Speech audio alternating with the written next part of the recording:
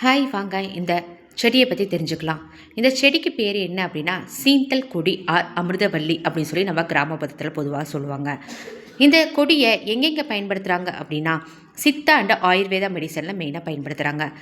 இந்த செடிக்கு ஒரு நல்ல பேர் இருக்குது. அதாவது இதை கற்ப மருந்து அப்படின்னு சொல்லி சொல்லுவோம். கற்ப மருந்து அப்படின்னா என்ன நம்ம தெரிஞ்சுக்கலாம். அதாவது மனிதன் நீண்ட நாள் உயிர் வாழ உதவுவது என்பது பொருள். அதாவது மனிதனோட நோய் எதிர்ப்பு சக்தியை இது மெயினாக அதிகப்படுத்தி கொடுக்குது. அது மட்டும் இல்லாமல் இதுக்கு வேறு சில குணங்களும் இருக்குது. நம்மளுக்கு ஜுரம் வர டைமில் நம்ம பயன்படுத்துகிறோம். சர்க்கரை நோய்க்கு மெயினாக பயன்படுத்துகிறாங்க. மஞ்சக்காமலைக்கு இதை பயன்படுத்தலாம்.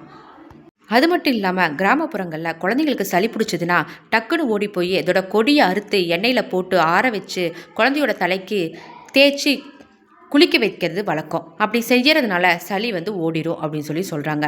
அது இல்லாமல் இதை பயன்படுத்துறதுனால கல்லீரல் அலர்ஜி ஏற்படுது. அதனால் நம்ம முறையாக சித்தா அண்ட் ஆயுர்வேதாவில் சொல்கிற முறைப்படி மட்டும்தான் நம்ம பயன்படுத்தணும்.